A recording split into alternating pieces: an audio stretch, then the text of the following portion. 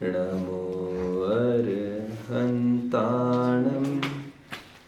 नमो सिद्धाणं नमो आयर्याणं नमो वज्रायाणं नमो लोय सवसाहु।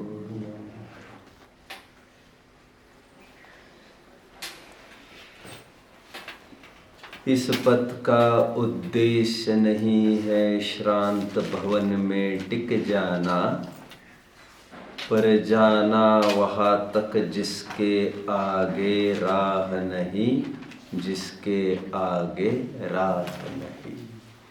मैथिली शरण गुप्त के ये वचन हम निरंतर गुनगुनाते रहते हैं और इसका रसास्वादन हम निरंतर करते भी रहेंगे।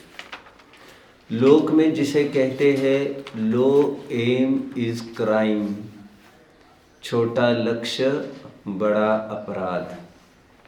और जो रास्ते पर चलते हुए लक्ष्य की ओर बढ़ते हुए भी किसी विशिष्ट पड़ाव में ही संतुष्ट होता है, उसकी हालत उस खरगोश जैसी होती है जो खरगोश रेस को हार गया था और कछुआ अथक रूप से slow and steady wins the race. अरहंत भगवान होंगे परमात्मा, बट है तो एक पड़ाव ही ना, है तो वे संसारी ही ना, है तो वे चंचलता वाले ना, उनके भी योग होता ही है ना, उनका भी आश्रव होता ही है ना वे ध्रुव है, ना वे अचल है और ना ही सिद्धो जैसे अनुपम भी। 14वें गुण स्थान तक, अंतिम समय तक संसार अवस्था ही कही है। इसलिए अरहंत अवस्था भी हमारे लिए आदर्श नहीं है। इसकी चर्चा हम नमोकार मंत्र पाठ में कर चुके हैं। सिद्धों का स्वरूप हमने कल देखा, जो गृहस्थपना त्याग कर मुनि धर्म अंगीकार करके निज स्वभाव साधन द्वारा चार घाती कर्मों का नाश करके अनंत चतुष्टय रूप विराजमान होकर कुछ समय पश्चात चार अघाती कर्मों का भी नाश करके अन्य समस्त द्रव्यों का संबंध छूट जाने से पूर्ण मुक्त होकर अंतिम शरीर से किंचित न्यून पुरुषाकार रूप लोक के अग्रभाग में विराजमान होकर जिनके द्रव्य कर्म भाव कर्म नो कर्म का अभाव हुआ है तथा समस्त आत्मिक गुण प्रकट हो गए हैं, उन्हें सिद्ध परमेष्टि कहते हैं। काफी चर्चा वैसे तो कर चुके हैं। एक बिंदु को मैंने कल छुआ तो था, लेकिन उसे पूर्णता की ओर नहीं ले गया। मैंने ये आपको कहा था, अनुजीवी गुण, अनंत ज्ञान, अनंत दर्शन, अनंत सुख तथा अनंत वीर्य, इनकी चर्चा हम जब चाहे करते रहते। इसका स्वरूप हमें ख्याल में भी रहता है और कल थोड़ा संक्षिप्तीकरण भी किया भी था। लेकिन मैंने कहा था इन चार प्रतिजीवी गुणों का अव्यबाधत्व, अवगाहनत्व, अगुरुलघुत्व, सूक्ष्मत्व और अगुरुलघुत्व, इन चार प्रतिजीवी गुणों का थोड़ा सा स्वरूप हम देखते हैं। मैंने ये कल कहा था, बहुत बड़ी बाधा है अरहंतों को, और वो बाधा किस चीज़ की है और वो कारण कौन है? उनके सुख में बाहर में बाधक कारण खड़ा है। भले ही दरवाजा बंद है, खिड़कियां बंद है, दरवाजे बंद, खिड़कियां बंद, फिर भी दरवाजे के बाहर तो वो खड़ा है। और प्योर स्वाधीनता उसको माना जाएगा जिसमें दरवाजे के बाहर भी शत्रु खड़ा ना हो, भले ही हमें ना दिखे और ना हम पर असर करे। इसके लिए कल ये बताया गया था, वेदनीय कर्म एक बाधक कारण था और उसका भी अभाव हुए बिना अव्यबाधत्व प्रकट होने वाला नहीं था। वेद ने की काफ़ी परिभाषाएं भी कल की थी और अव्यबाधत्व की भी परिभाषा समझ लेना चाहिए। जो जैन सिद्धांत प्रवेशिका में आई हुई कुछ परिभाषाओं को आज मैं आपके सामने रखूँगा। वहाँ की परिभाषाएं ज़रूर विचारणीय है। आपको 8 परिभाषाएं देखनी है। वेदनीय, आयुष्क, नाम, गोत्र, ये 4 परिभाषाएं देखनी है। और 4 परिभाषाएं कौन सी देखनी है? अव्यबाधत्व, अवगाहनत्व, सूक्ष्मत्व और अगुरुत्व। ये 8 परिभाषाएं आपको देखनी है। वैसे मैं संक्षेप में आपको कह देता हूँ। वेदनीय कर्म की परिभाषा कल हमने देखी थी, जिस कर्म के उदय के निमित्त से जीव बाह्य सुख दुख का वेदन करता है और अव्यबाधत्व का घात करता है, उसे वेदनीय कर्म कहते हैं। आयु कर्म की परिभाषा जिस कर्म के निमित्त से अथवा जो कर्म जीव को नारकी, देव, मनुष्य अथवा तिर्यज शरीर में रोक कर रखता है, उसे आयु कर्म कहते हैं। वर्ड टू वर्ड में वही का कह रहा हूँ। नाम कर्म, जो कर्म जीव को गति आदि रूप तथा शरीर आदि रूप परिणाम आता है, उसे नाम कर्म कहते हैं। थोड़ी सी चर्चा हमने आपको याद आ रहा होगा, गति नाम का जो 4 गतियां नाम का पाठ देखा, तो उसमें मैं ये कह रहा था नाम कर्म के 2 विभाजन है, एक जीव विपाकी और एक पुद्गल विपाकी। वैसे एक क्षेत्र विपाकी भी बताया था, लेकिन गति आदि जीव विपाकी प्रकृतियां हैं और शरीर आदि पुद्गल विपाकी प्रकृतियां हैं। ऐसा मैं वहां पर कह रहा था। कितने जन को याद आ रहा है? और मैं साथ में ये भी कह रहा था, गति हमारा जीव का भाव है परमार्थ से। गति का तात्पर्य ना ही कोई शरीर है, ना शरीर में बना रहना है।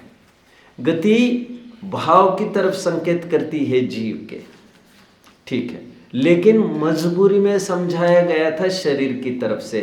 ऐसा मैं गतिया पाठ में आपको निरंतर समझा रहा था। खैर, नाम कर्म की परिभाषा हुई। गोत्र, जो कर्म जीव को नीच अथवा उच्च कुल में पैदा कराता है, जिसके कारण उसका उच्च नीच ऐसा व्यवहार होता है, उसे गोत्र कर्म कहते हैं। ये 4 कर्म की परिभाषा मैंने बताई। अभी उसके अनुरूप इन कर्मों के अभाव में उत्पन्न होने वाले, क्रमशः उत्पन्न होने वाले, ये क्रमशः मतलब वर्गीकरण की अपेक्षा, जैसे वेदनीय के अभाव में अव्यबाधत्व आदि आदि, ऐसा कहना है। उत्पन्न तो एक साथ ही होते ये गुण, कथन में मैं क्रमशः कथन कर रहा हूं। अव्यबाधत्व की परिभाषा पहले देख लेते हैं। आकुलता का अभाव, वह अव्यबाधत्व। कितनी जबरदस्त परिभाषा है बच्चों। इससे यह ख्याल में आया कि दुख तो आकुलता थी ही, लेकिन सुख भी आकुलता थी। सुख कौन सा? इंद्रिय सुख। तभी तो अतीन्द्रिय सुख को निराकुल और अनाकुल बोला जाता है। अव्यबाधत्व की परिभाषा, आकुलता का अभाव, वह अव्यबाधत्व। स्वयं गोपाल दास जी ने परिभाषा की है इसकी। इसकी चर्चा कल हम काफी कर चुके। अभी उनको ना दुख की बाधा आएगी और ना ही सुख की बाधा आएगी। ना भूखा मरना पड़ेगा, ना रोटियों की तरफ ताकना पड़ेगा, ना टुकड़े डालने वालों के प्रति दुम हिलानी पड़ेगी। भूखा मरना तो पाप का उदय है, असाता वेद में है, और टुकड़ा मिलना साता वेद में है। दुम तो हिलानी ही पड़ती है, लेकिन उसको मांगना तो पड़ता ही है। और यहां पर अभी अव्यबाधत्व तो प्रकट होने के बाद ना दुख का वेदन, ना इंद्रिय सुख का भी। एक बात हुई। अब नाउ देखिए, आयु कर्म क्या करता है बच्चों, शरीर को और जीव को जोड़े रखता है। जैसे फेविकॉल क्या करता है, दो चीजों को जोड़े रखता है। हथकड़ी क्या करती है, दो चीजों को जोड़े रखती है। जेल क्या करता है, एक आदमी को पर्टिकुलर स्थान पर जोड़े रखता है। आयु कर्म क्या करता है, उस शरीर को और जीव को जोड़े रखता है, अथवा तब तक जीव उसी शरीर रूपी जेल में बना रहेगा। यह आयु कर्म का काम है। परिभाषा में क्या देखा, शरीर में रोक कर रखता है। इसमें किसकी गंध है, परतंत्रता की गंध है। किसकी, इसीलिए इतनी सुंदर परिभाषा की है अवगाहनत्व की गोपाल दास जी ने। परतंत्रता का अभाव वह अवगाहनत्व। अभी अवगाहनत्व क्या है जरा हम समझें। मैंने कहा था अवगाहनत्व का क्या अर्थ बताया था, द्रव्य पाठ अभी चला है। एक इंग्लिश शब्द का प्रयोग कर रहा था मैं, वो क्या कर रहा था, अवगाहन मतलब ऑक्यूपाई, याद आ रहा है, ऑक्यूपेंसी, ऐसा मैं बोल रहा था। एक दूसरों में समा लेने की क्षमता, एक दूसरों में व्यापने की क्षमता। अब देखिए 45 लाख योजन की सिद्धशिला है। क्षेत्र कितना है, संख्यात। क्षेत्र कितना है, संख्यात ही है ना, वो तो कोई आकाश द्रव्य जैसा अनंत क्षेत्र तो हुआ नहीं। 45 लाख योजन मतलब तो सीमित हुआ। और सिद्ध कितने विराजने हैं वहां पर, अनंत। और सिद्धों के अलावा भी काफी कुछ चीजें हैं, बाकी के भी जीव है वहां पर, क्योंकि पास स्थावर तो सर्वत्र रहते हैं। पुद्गल परमाणु भी है वहां पर। अब जहां पर एक आदमी बैठता है वहां पर वहीं पर दूसरा आदमी बैठ सकता है क्या, नहीं बैठ सकता। वो रोकता है, एक दूसरों को रोकते हुए, इसलिए एक दूसरों को वे अवगाहन नहीं दे सकते। और इसलिए जैसे ही आयु कर्म का नाश हुआ वैसे ही उनमें ऑक्यूपेंसी, इंटर ऑक्यूपेंसी चालू हो गई। इंटर ऑक्यूपेंसी मतलब एक दूसरों में समाने की। अवगाहनत्व उनमें प्रकट हो गया। यह अवगाहनत्व का रहस्य बताया। आगे बढ़ता हूं। वेदनीय आयु के बाद नाम कर्म की बात करते। बोलो अरविंद। परतंत्रता मतलब जैसे तुम्हें यही रहना है, बाहर नहीं निकलोगे कहीं, तो ये तो पराधीनता हो गई ना। जेल में किसी को पटकना तो ये पराधीनता, परतंत्रता हो गई, डिपेंडेंसी हो गई। तो आयु कर्म ने भी जीव को पटक दिया इस शरीर रूपी जेल में, तो परतंत्रता तो हो ही गई। इसलिए आयु कर्म के अभाव को परतंत्रता का अभाव कह के अवगाहनत्व की प्राप्ति होना कही जा रही। नहीं तो एक जीव दूसरे जीव को अड़ेगा ना तो अवगाहन नहीं कर सकेगा। अभी एक स्थान पर अनंत सिद्ध बने रह सकते, दैट इज ड्यू टू अवगाहनत्व। क्लियर। तीसरे की तरफ बढ़ते हैं, नाम कर्म के। अभी नाम कर्म क्या करता है बच्चों, गति आदि देता है, गति आदि रूप परिणाम आता है, अथवा नरक गति अनुपूर्वी आदि रूप परिणाम आता है, क्षेत्र विपाकी प्रकृति, अथवा शरीर आदि रूप परिणाम आता है। अभी जीव विपाकी और क्षेत्र विपाकी प्रकृतियों को एक तरफ रख दीजिए, केवल पुद्गल विपाकियों को हाईलाइट कीजिए दिमाग में। शरीर आदि रूप परिणाम आता है, गोरा काला, स्थूल कृश, ये जो भी है, कृश, फिर दुबला मोटा पतला, ये सब काम नाम कर्म के हैं। और इसके कारण क्या होता है, नाम कर्म के कारण जीव स्थूल हो जाता है। स्थूल मतलब इंद्रिय गोचर हो जाता है। नहीं तो जीव दिखता क्या हमको, जीव दिखता है वो शरीर की बदौलत दिखता है। शरीर है स्थूल, और इस स्थूलता का अभाव किए बिना सूक्ष्मता हो नहीं सकती। इसलिए नाम कर्म का अभाव होते ही नाम कर्म में कुछ शरीर आदि प्रकृतियां हैं, उनका भी नाश हो जाता है, जिसके कारण शरीर आदि स्थूल पदार्थ मिलते ही नहीं हैं और जीव में सूक्ष्मत्व आ जाता है। हम ऐसा भी कह सकते हैं कि शरीर के कारण जीव मूर्तिक हो रहा है, और नाम कर्म का ही अभाव होगा तो मतलब शरीर का अभाव होगा, मतलब मूर्तिकता का अभाव होकर अमूर्तत्व प्रकट होगा। इसलिए सूक्ष्मत्व को अमूर्तत्व भी कहा जाता है। बहुत अच्छी परिभाषा गोपाल दास जी करते हैं।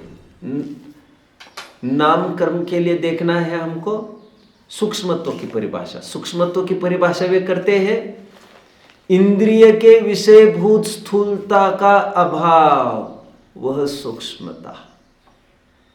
बहुत सरल परिभाषा है, सिंपल थीम समझते हैं आप तो पकड़ में आ जाता है, रटने का कोई काम नहीं है। स्थूलता का अभाव स्थूलता, और स्थूलता मतलब इंद्रिय के विषयभूत स्थूलता होती है जो इंद्रियों से दिखती है। आत्मा थोड़ी दिखता है इंद्रियों से। ठीक, अभी हम गोत्र कर्म की बात करते हैं। अभी देखिए, अरहंत भगवान सिद्धावस्था को प्राप्त कर गए। अब वे जैसे मान के चलिए, मैं उदाहरण महावीर का ही ले लेता हूं। अभी आज से 2550 वर्ष पहले लगभग महावीर भगवान मुक्त हो गए।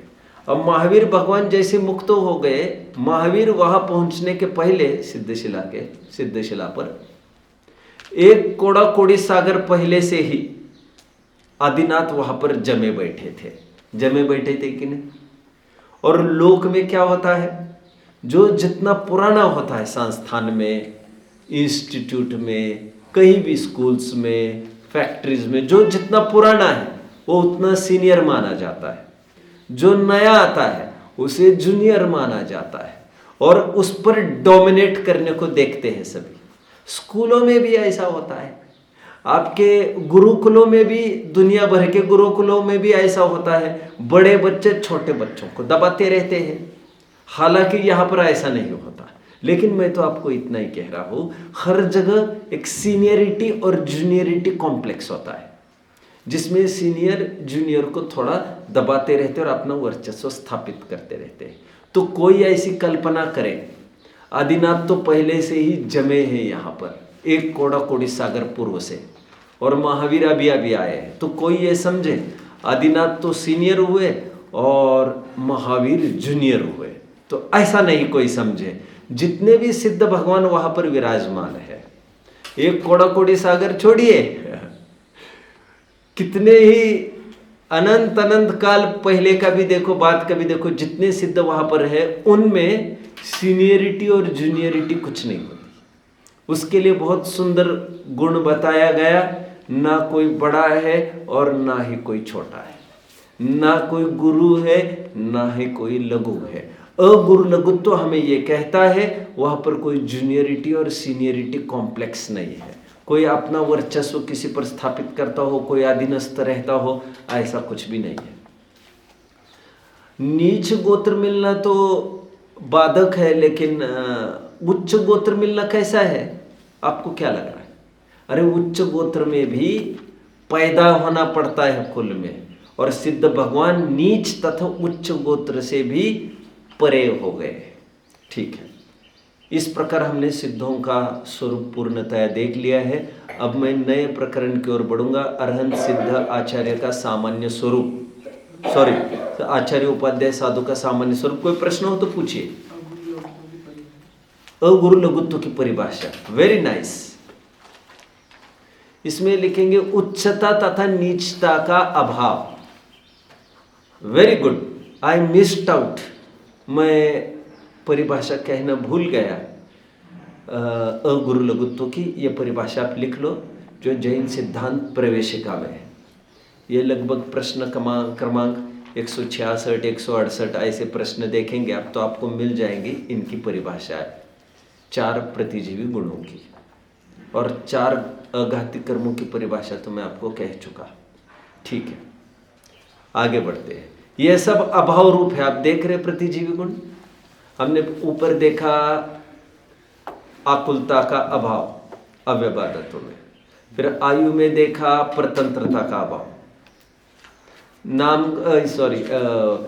सूक्ष्मत्व में देखा स्थूलता का अभाव, अगुरु लघुत्व में देखा उच्चता और नीचता का अभाव।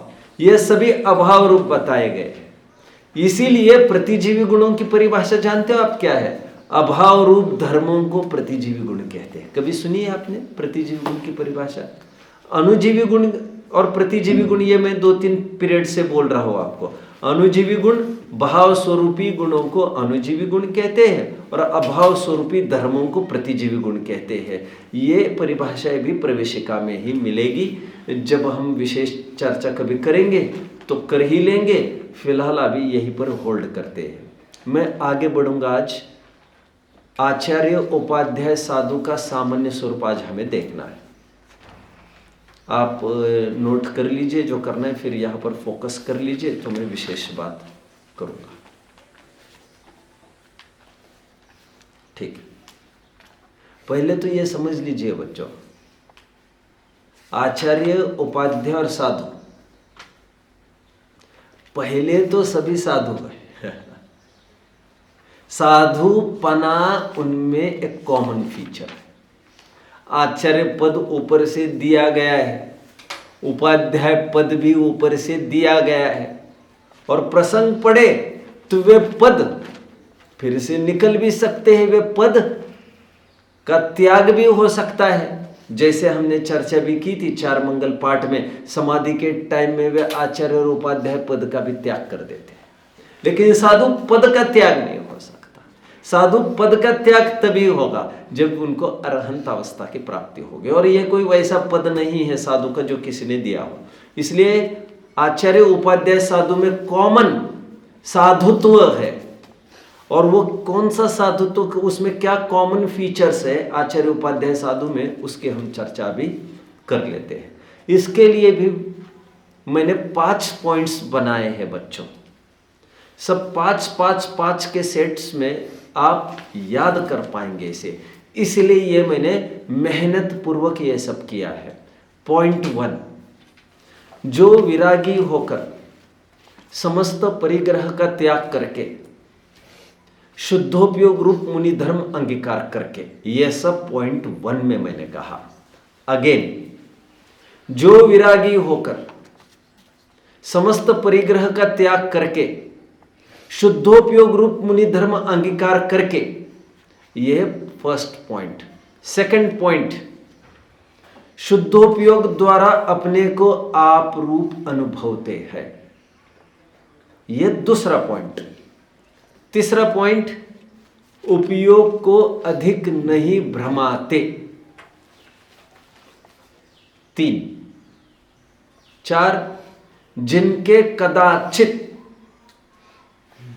मंदराग का उदय होने से शुभोपयोग होता है, लेकिन उसे वे हेय मानते हैं। 5वां पॉइंट,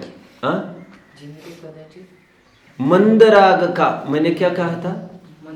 मंदराग का उदय होने से शुभोपयोग होता है, लेकिन उसे वे हेय मानते हैं। और 5वां पॉइंट, जिनके तीव्र कषाय का अभाव होने से अशुभ उपयोग का तो अस्तित्व ही नहीं रहता है। ऐसे मुनिराज ही सच्चे साधु हैं। 5 पॉइंट्स हो गए बच्चों। 5वां पॉइंट, जिनके तीव्र कषाय का अभाव होने से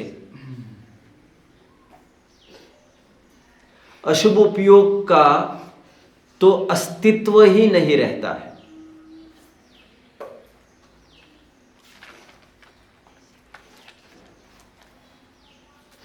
ऐसे मुनिराज सच्चे साधु हैं। अभी वैसे आचार्य उपाध्याय और साधु के अलग अलग स्वरूप हमें देखना है। ये तो सामान्य स्वरूप हमने देख लिया। एक प्रश्न आपको उत्पन्न हो रहा होगा, कोई बताएगा? ये रिपीट कर लेंगे फिर से अपन, इसकी चिंता मत करिए आगे। एक प्रश्न आपको उत्पन्न हो रहा होगा। मैंने अभी कहा आपको, हमने अभी आचार्य उपाध्याय साधु का सामान्य स्वरूप देखा। अभी इसके बाद हम आचार्य का विशेष स्वरूप देखेंगे आगामी पीरियड्स में, उपाध्याय का विशेष स्वरूप देखेंगे और साधु का विशेष स्वरूप देखेंगे।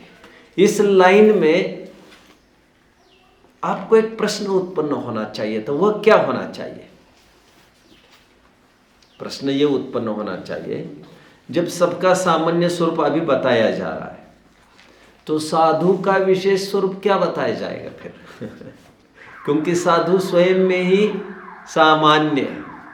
आचार्य और उपाध्याय की विशेषता तो समझ में आती है, साधु का विशेषपना क्या बताया जाएगा? तो यह बात समझ लेना चाहिए आपको, सचमुच साधु का कुछ विशेषपना नहीं रहेगा, लेकिन नाम मात्र हम उनका भी उल्लेख बाद में कर देंगे। बट सामान्य स्वरूप समझने के बाद साधु का अलग सा कुछ भी स्वरूप नहीं रहता है फिर। और एक बात आपको समझना जरूरी है, अभी हम जनरली कहते हैं साधु के कितने मूल गुण होते हैं? 28। आचार्य के 36 मूल गुण नहीं कहते हम। उपाध्याय के 25 मूल गुण नहीं कहते हम 28 मूल गुण कहते हैं। मूल गुण क्यों कहते हैं इसमें? यदि कोई आचार्य के गुण पूछे तो आपको कहना चाहिए फिर 36 + 28 कितने हो गए? 64 कितने हो गए? 64 गुण बताने चाहिए। उपाध्याय के यदि कोई गुण पूछे तो कितने कहने चाहिए? 25 और 28 53 गुण कहने चाहिए। बट जनरली जब 36 कहते हैं तो सामने वाले भी समझ लेते हैं वे मूल गुण तो है ही, क्योंकि आचार्य पहले साधु तो है ही। तो मूल गुण इसलिए कहा, यह गर्भित रूप से हर जगह समझना है। मतलब बात मूल गुणों के संख्या की गर्भित करने की बात नहीं कर रहा हो। जो स्वरूप साधु का बताया जा रहा है वह स्वरूप भी आचार्य और उपाध्याय में गर्भित रूप से समझना चाहिए, इसके लिए मैं ये कह रहा हूं। अभी परिभाषा का विचार करते हैं बच्चों। यहां तक किसी को कोई भी प्रश्न होगा तो पूछ सकते हैं, नहीं तो मैं आगे बढ़ूंगा। हाँ, अभी पॉइंट्स तो रिपीट वैसे भी करने वाला हूं और एक एक का स्पष्टीकरण भी अभी अपन करते जाएंगे। मैं एक बार परिभाषा भी रैपिडली बोल के दिखाता हूं, फिर एक एक का विचार करेंगे। जो विरागी होकर समस्त परिग्रहों का त्याग करके शुद्धोपयोग रूप मुनि धर्म अंगीकार करके, सेकंड पॉइंट, अंतरंग में शुद्धोपयोग द्वारा अपने को आपरूप अनुभवते हैं, उपयोग को अधिक नहीं भ्रमाते हैं, जिनके तीव्र मंद कषाय का जिनके कदाचित मंद कषाय का उदय होने से शुभोपयोग तो होता है लेकिन उसे वे हेय मानते हैं, लेकिन जिनके तीव्र कषाय का अभाव होने से अशुभ उपयोग की तो सत्ता भी नहीं रहती, अस्तित्व भी नहीं रहता, इनको मुनिराज, ये मुनिराज का सामान्य स्वरूप है। फिर से कोई मुझे बोल के दिखाएगा? जो विरागी होकर समस्त परिग्रह का त्याग करके शुद्धोपयोग रूप मुनि धर्म अंगीकार करके अंतरंग में शुद्धोपयोग द्वारा अपने को आप रूप अनुभवते हैं। 3, उपयोग अपने उपयोग को अधिक नहीं भ्रमाते हैं। 4, जिनके मंद कषाय का उदय होने से शुभोपयोग तो होता है लेकिन उसे वे हेय मानते हैं, जिनके तीव्र कषाय का अभाव होने से अशुभ उपयोग का तो अस्तित्व ही नहीं रहता है। 5 पॉइंट्स कोई बोल के दिखाएगा बच्चों? जो विरागी होकर समस्त परिग्रह का त्याग करके शुद्धोपयोग रूप मुनि धर्म अंगीकार करके अंतरंग में शुद्धोपयोग द्वारा अपने को आपरूप अनुभव करते हैं, अपने उपयोग को अधिक नहीं भ्रमाते, मंद राग का उदय होने से शुभोपयोग होता तो है लेकिन उसे वे हेय जानते मानते हैं, और तीव्र कषाय का अभाव होने से अशुभ उपयोग का तो अस्तित्व ही नहीं रहता है। ये 5 पॉइंट्स हो गए। कोई बोल के दिखाएगा मुझे? जो विरागी होकर समस्त परिग्रह का त्याग करके शुद्धोपयोग रूप मुनि धर्म अंगीकार करके अंतरंग में शुद्धोपयोग द्वारा अपने को आप रूप अनुभवते हैं, अपने उपयोग को अधिक नहीं भ्रमाते हैं, जिनके तीव्र कषाय का अभाव होने से अशुभ उपयोग का तो अस्तित्व ही नहीं रहता, और मंद राग का उदय होने से शुभ उपयोग होता तो है, लेकिन उसे वे हे जानते मानते, कुछ भी चलेगा। ये अंतिम दो जो चरण है, आप मंद राग पहले कहो तो तीव्र कषाय हो, ये तो कुछ भी चलेगा, सफल करोगे तो चल जाएगा, कोई दिक्कत नहीं।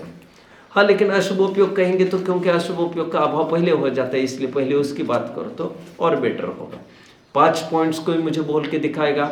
ये 5 परिभाषा है बच्चों, जीवन के अंतिम सांस तक भी आपको नहीं भूलना चाहिए।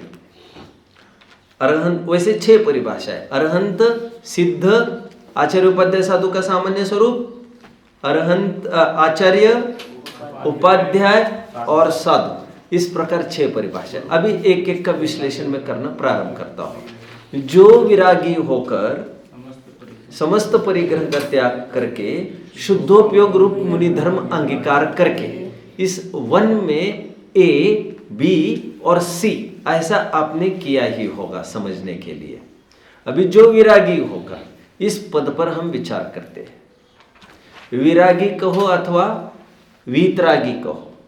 कुछ लोग वीतराग और विराग में फर्क समझते हैं थोड़ा, लेकिन ऐसा कुछ भी नहीं है।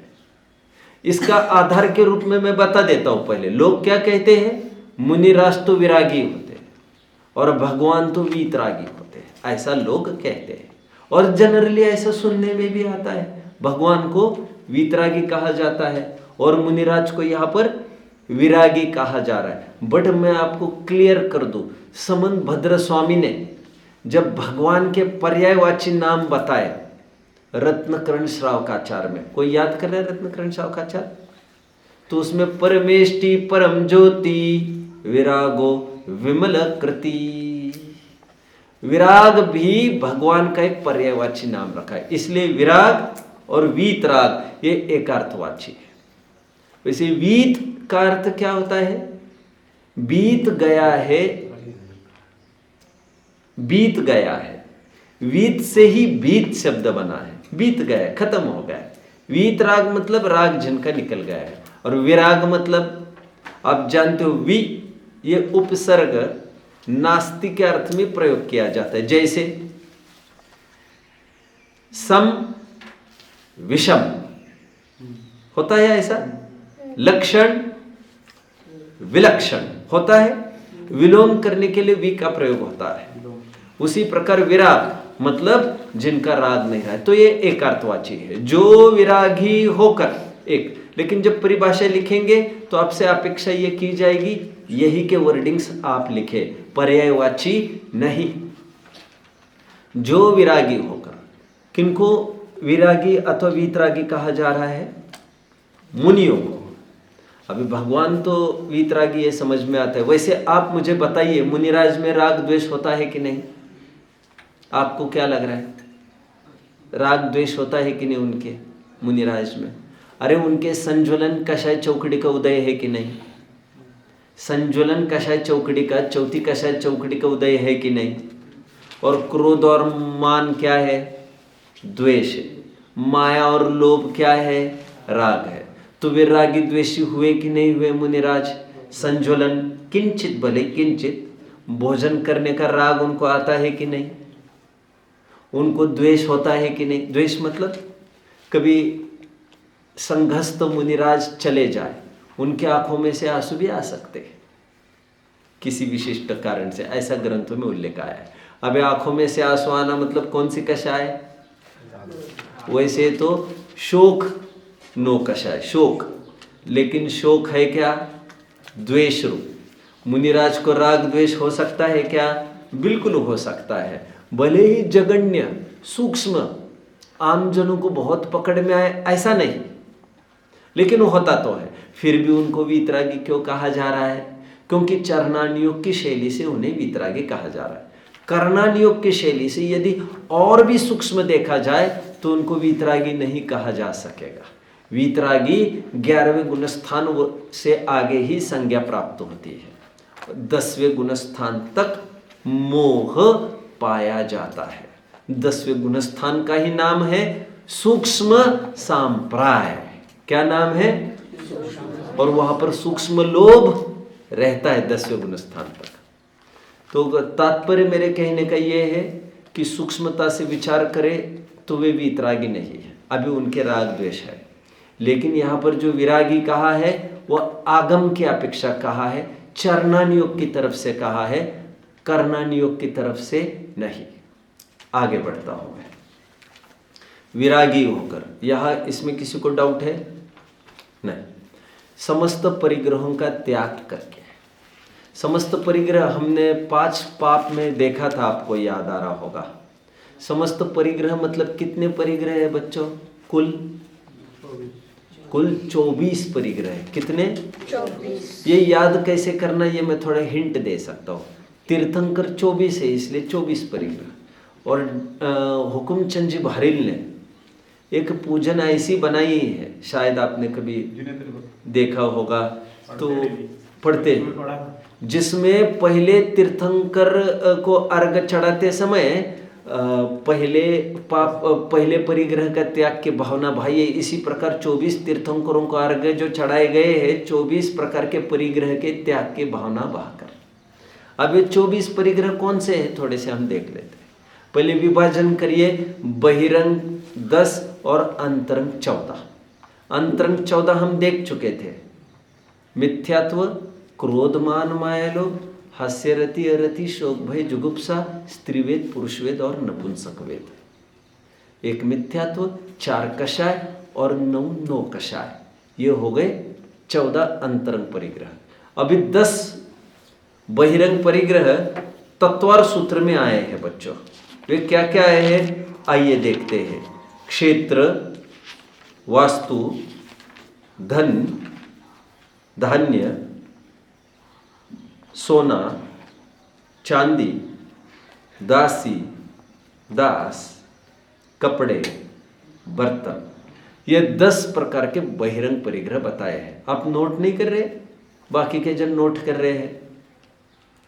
क्षेत्र, वास्तु, धन, धान्य, सोना, चांदी, दासी, दास, कपड़ा, बर्तन, इसके अंतर्गत सब कुछ आ गया।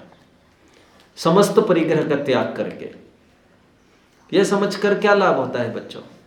जो श्वेतांबर भाई ये मानते हम भी मुनि हो गए और दीक्षा लेते समय वे भी 5 महाव्रत ले लेते, उसमें अपरिग्रह महाव्रत भी ले लेते हैं वे। लेकिन अपरिग्रह महाव्रत लेते हैं, लेकिन परिग्रह के अंतर्गत कपड़ा उनके ग्रंथों में भी बताया है। और मुनिराजों को जरूरी है समस्त परिग्रह का त्याग करके इसमें नग्नता आ गई।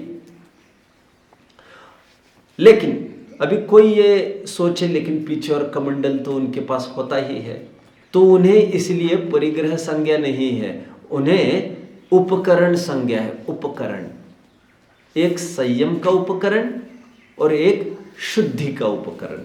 जैसे थोड़े टाइम पहले भी कहा था, पीछी संयम का उपकरण है, कमंडलु शुद्धि का उपकरण है। तो ये उपकरण है, धर्म मार्ग में उपकार कराते हैं। लेकिन तो कोई ये कह सकता है कपड़े आदि से भी उपकार हो सकता है, ऐसा नहीं। जिसका क्रय विक्रय हो सके, जिसका मूल्य हो सके, वह सब चीज परिग्रह के अंतर्गत आती है।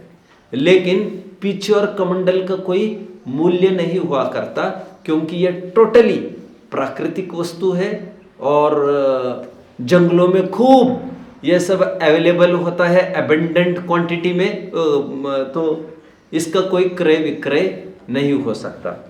हालांकि इस व्यापारी जमाने का कोई भरोसा नहीं है, आप समझ रहे। जैसे पीछी, तो मुनिराज पीछी कैसे बनाते हैं? वही वन जंगलों में वे रहते हैं और वन जंगलों में मोर खूब रहते हैं, और मोर एक विशिष्ट ऋतु में, लगभग आषाढ़ वगैरह ऐसी ऋतु में वे अपने पंखों को झड़ा देते हैं। तो इन्हीं पंखों को उठा उठा कर वे जंगल में पीछी बना देते हैं उसको। इसीलिए मार्केट से खरीदी हुई पीछी तो सर्वथा ही अनुचित है, ना वो हम भी यूज कर सकते हैं और ना ही मुनिराज को दे सकते हैं। समझ रहे हैं? अब बीच में बहुत आता था, बीच में आप जानते हैं 2006 में गवर्नमेंट ने पीछी पर बैन किया था। अभी पीछी पर बैन का मतलब क्या हुआ बच्चों? दिगंबरत्व का नाश। पीछी पर बैन मतलब दिगंबर धर्म का ही नाश, मतलब मुनि ही जो नहीं हो सकता। और मुनि ही क्यों? मैंने तो पीछे भी आपको एक संस्कार कक्षा में कहा है कि श्रावक भी अपने पास पीछी रखता ही है और पुरुषोत्त उपवास के दिन वो उसका प्रयोग भी करता है। हालांकि एक वस्त्र से काम निकल आता है परिमार्जन करने का, फिर भी प्रिफरेबली वह पीछी भी रख लेता है और फिर जब दीक्षा का भाव आता है पीछे लेके चला जाता है।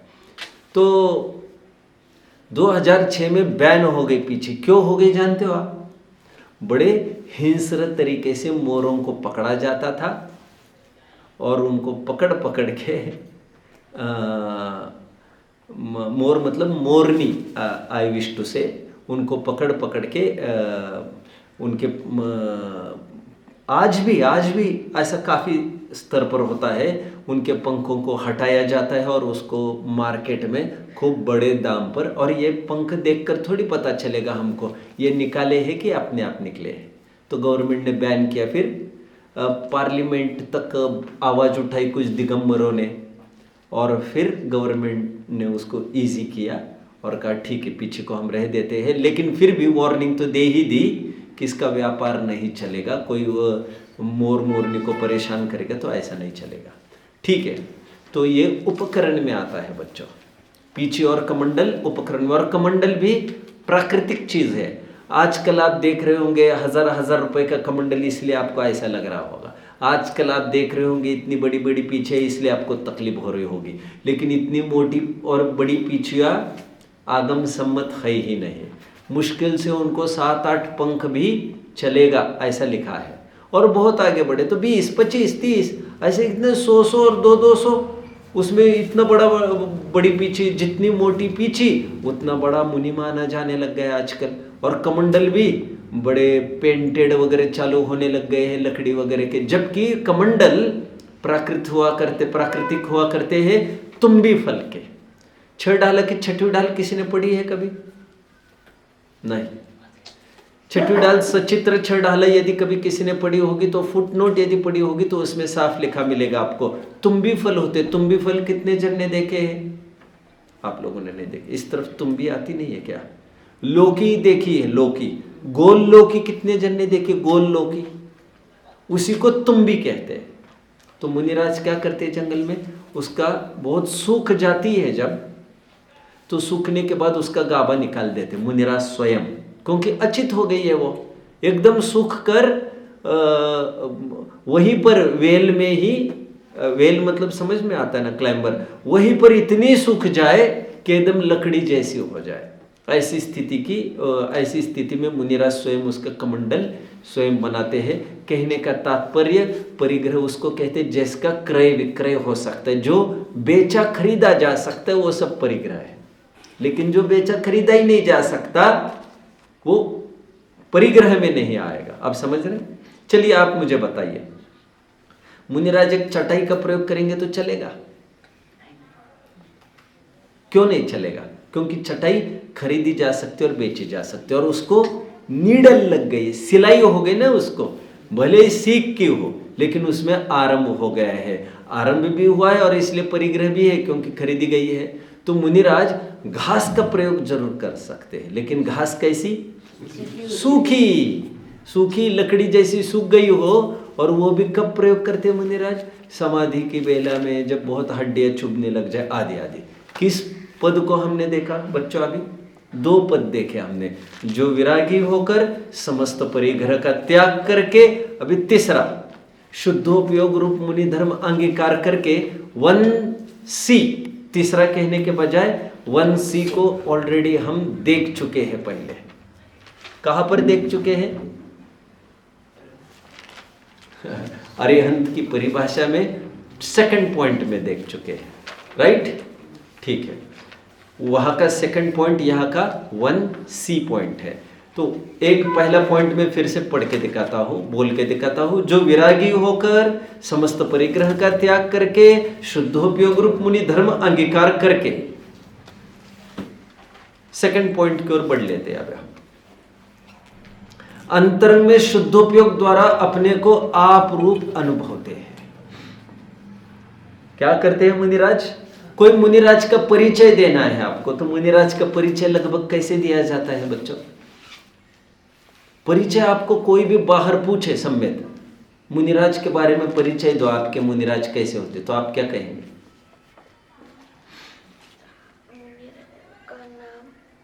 मुनिराज का नाम। और तुम्हारा नाम नहीं बोलोगे? फिर बोलेंगे ना? हाँ बोलो, मुनिराज का क्या परिचय देंगे? मुनिराज का नाम, मुनिराज का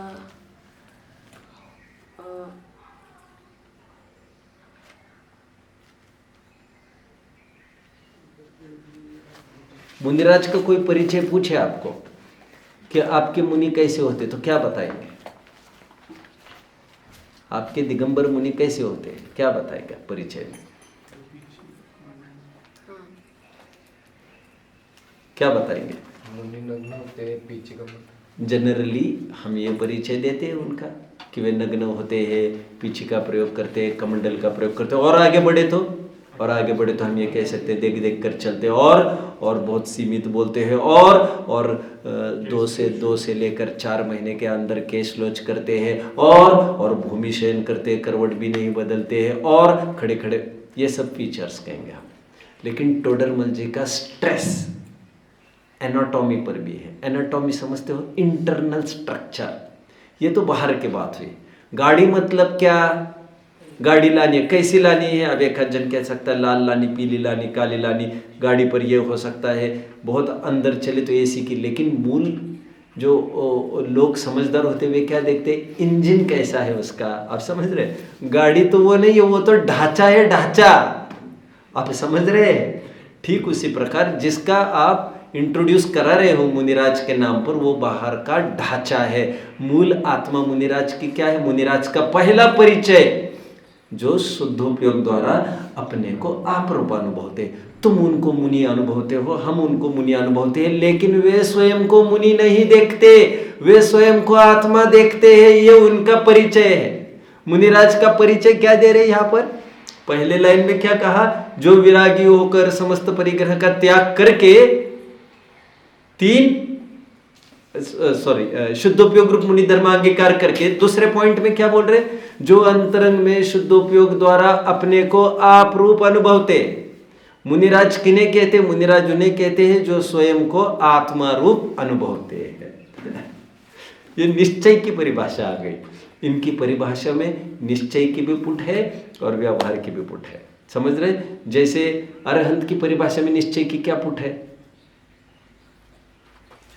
अरहंत और सिद्धों की परिभाषा में निश्चय की क्या पुट है बच्चों?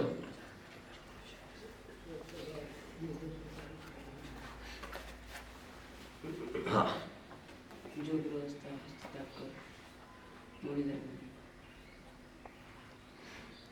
साफ साफ ख्याल में थे निजी स्वभाव साधन द्वारा। हालांकि गृहस्थपना त्याग कर, इसमें भी अंतरंग ही पुट है। शुद्धोपयोग रूप मुनि धर्म अंगीकार करना, वो भी अंतरंग ही पुट है। बार बार इसलिए तो कहा जा रहा है मुनि धर्म का अर्थ कोई नग्नता ही नहीं समझे। मैं शुद्धोपयोग रूप मुनि धर्म का जब टर्म समझा रहा था अरहंत में, मैं यही तो आपको बता रहा था। फिर भी यहाँ पर अलग सा बता रहे हैं। हालांकि यहाँ पर भी शुद्धोपयोग रूप मुनि धर्म अंगीकार करके भी बोल दिया, और तुरंत दूसरे पॉइंट में फिर बोल रहे हैं अंतरंग में शुद्धोपयोग द्वारा अपने को आप रूप अनुभवते। ये इसलिए कहना पड़ा क्योंकि आम जनों को शुद्धोपयोग मतलब क्या ये समझ में नहीं आता। पहला प्रश्न मुनि धर्म क्या मतलब समझ में नहीं आता, तो उसको हम उत्तर दे शुद्धोपयोग। अब फिर उसका प्रश्न शुद्धोपयोग मतलब क्या? शुद्धोपयोग मतलब अपने को आप रूप अनुभवना, उसे कहते शुद्धोपयोग। क्या कहा मैंने? शुद्धोपयोग मतलब अपने को आप रूप अनुभवना। ये क्यों कहना पड़ा ऐसा अपने को आप रूप अनुभवते हैं? क्योंकि आमजन शुद्धोपयोग का अर्थ नहीं समझते। शुद्धोपयोग क्यों कहना पड़ा? आमजन मुनि का अर्थ नहीं समझते हैं, तो उनको इतना कहना पड़ा। तो हमने 2 पॉइंट्स पूरे किए अभी बच्चों। पहला पॉइंट बोल के दिखाओगे क्या क्या है? जो विरागी होकर समस्त परिग्रह का त्याग करके शुद्धोपयोग रूप मुनि धर्म अंगीकार करके, राइट, ये पहला पॉइंट हो गया। बैठो। सेकंड पॉइंट क्या देख रहे हैं? अंतरंग में शुद्धोपयोग द्वारा अंतरंग की बात कर रहे हैं। अंतरंग के धर्म है वो परमार्थ धर्म है। जैसे अरहंतों में भी हमने देखा था अनंत चतुष्टय वे उनके आत्मिक गुण है, देख रहे थे। 42 गुण वे उनके बहिरंग गुण हैं। इसी प्रकार साधुओं के भी कुछ अंतरंग गुण हैं और कुछ बहिरंग हैं। सिद्धों में क्या आएगा कौन बताएगा? सिद्धों में क्या आएगा? सिद्धों में क्या आएगा? जिनके पास उत्तर नहीं है वे खड़े रहे। जल्दी जल्दी।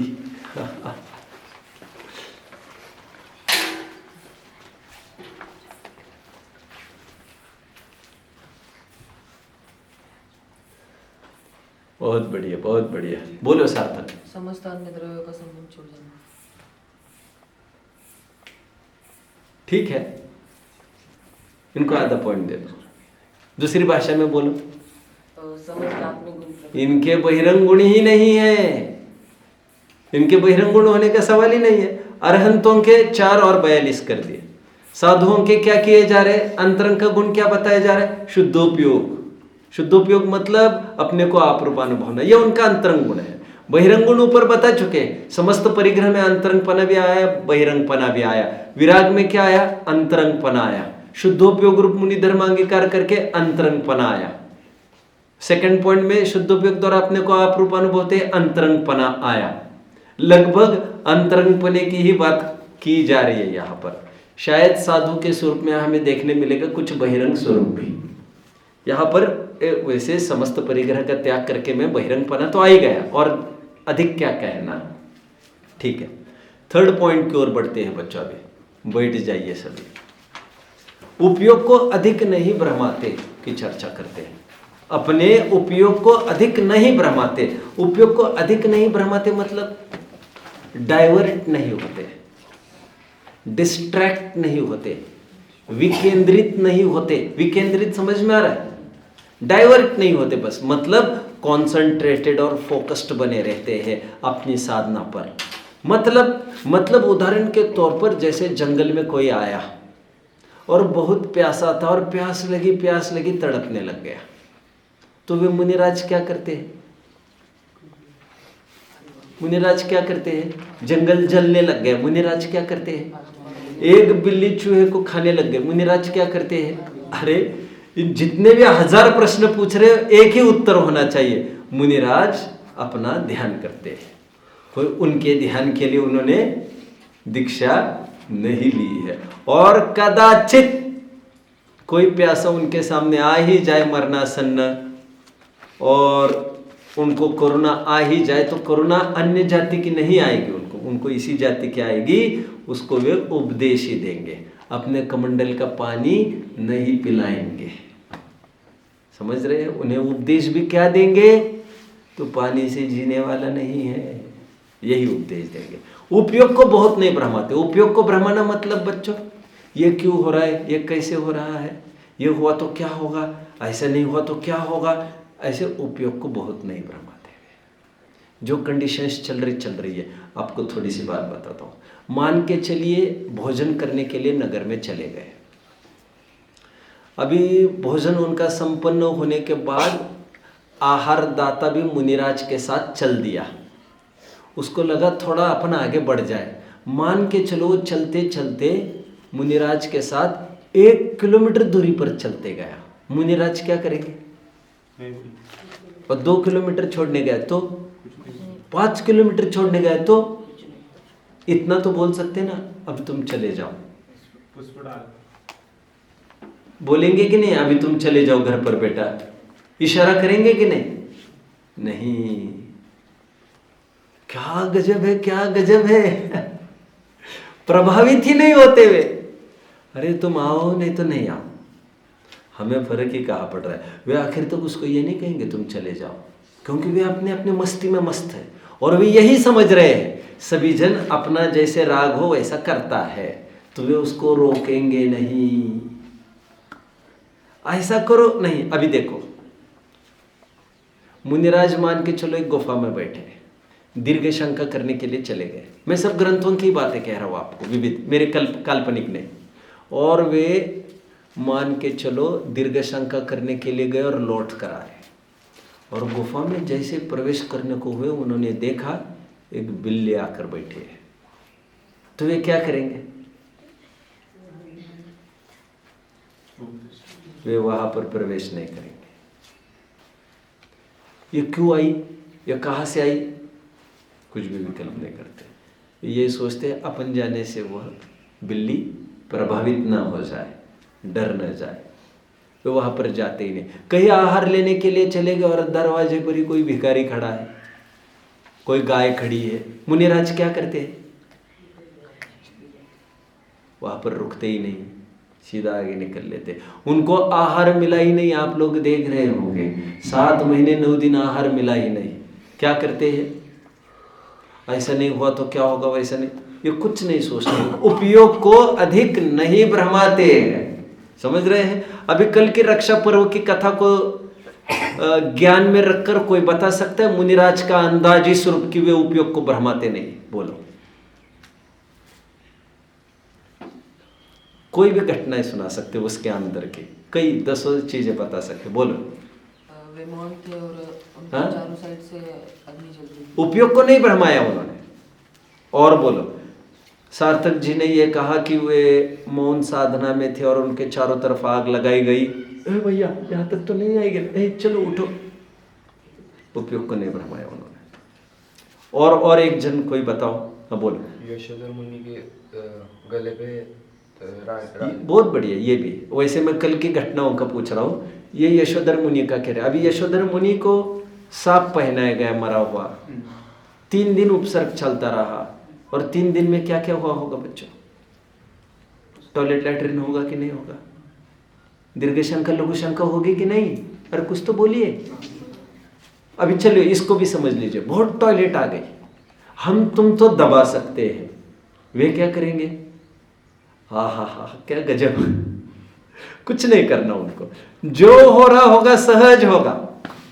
टॉयलेट आएगी तो सहज, उपसर्ग की स्थिति है ना, आप समझ रहे बच्चों? उपसर्ग की स्थिति में वे ऐसे रह जाते जैसे समाधि में आ गए हो। मतलब यदि उपसर्ग नहीं हटता तो कभी उठते नहीं दिखते आपको, क्योंकि मुनिराज की शर्त होती है जब तक उपसर्ग चल रहा है तब तक समाधि जैसी स्थिति। 3 दिन तक सब कुछ हुआ होगा तो उनको अनईजी फील होगा क्या? गंदा लगेगा क्या थोड़ा? नहीं, उपयोग को भ्रमाते नहीं है, उसके बारे में कुछ भी विचार नहीं करते हैं। और कुछ वो जो पहले के मुनिराज थे 700 जन, उनके संघ के नायक पहले जो 4 मंत्री आ रहे थे उनको पहले से पता चल गया कि ये 4 मंत्री कुछ तो करने वाले, तो उन्होंने कुछ भी नहीं कहा। राइट, मैं आपको यही कहने वाला था। अभी 4 मंत्री का रुख देखकर वे समझ गए कुछ अघटित घटने वाला है, कुछ mishap is going to happen. तो उनको लगा अभी मौन हो जाए, अभी क्यों, क्या, पहले बात तो करे, देखते तो है। उनको विकल्प आया, खत्म, उपयोग को भ्रमाते नहीं। और विशेष बात कोई बताएगा क्या? अकंपनाचार्य की छोड़ो, अकंपनाचार्य ने जब लागू किया मैसेज पूरे संघ में, संघस्थ मुनियों ने यह सोचना जरूरी नहीं समझा कि क्यों कहा है मन, ए भैया क्या क्या बात है, हुआ क्या। किसी को भी कुछ नहीं पूछना है, उपयोग को नहीं भ्रमाते। और जानते आप, जैसे मान के चलो कोई मुनिराज आहार करने के लिए चले गए और उसी समय यहीं पर 10-20 मुनि थे। कल का ही एक उदाहरण ले लीजिए, आपने नोट नहीं किया सभी मुनि वहां पर थे और अकेले श्रुत सागर कैसे गए होंगे? वो ऐसा कैसे हो सकता है, मैं थोड़ा बताता हूं। जैसे कोई आहार करने के लिए निकल गया और अचानक आचार्य को विकल्प आए हमें विहार कर जाना है, तो सामान्य संकेत करके रख देते हैं, यदि हमारा विहार हुआ तो हम इस दिशा में बढ़ सकते हैं। तो अचानक विहार भी हो गया, श्रुत सागर जी को पता नहीं चला हो कि कहाँ पर विहार कर गए हो, तो उस दिशा में बढ़, इसीलिए भी वे अकेले पड़ गए हो, और फिर उस दिशा में वे उनकी ही तरफ पीछा कर ही रहे होंगे, इसलिए भी वे अलग पड़ गए होंगे। लेकिन आचार्य ये भी जरूरी नहीं समझते कि हम संघस्थ मुनियों को भी ये नहीं बताते कि आज विहार होगा और 12 बजे सबको निकलना है, 1 बजे सब तैयार रहना। अरे तैयार रहने के लिए कोई बैग वैग बांधना है कि क्या करना है? अरे आधे घंटे पहले तो बता देते, अरे आधा मिनट तो बता देते, और आइन टाइम में पता चलेगा निकलना है, बस निकल लेंगे सभी। और कई जन तो सामयिक में भी हो सकते उस समय में, यहां तक की स्थिति तो क्या होगा, वो गुम हो जाएगा। तो मुनिराज घूमते नहीं है, अपने रास्ते से भटकते नहीं है, और उनका रास्ता शुद्ध उपयोग द्वारा अपने को आप रूप अनुभवना है।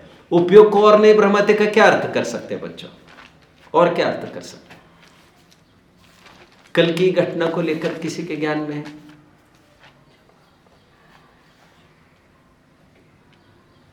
बोलो।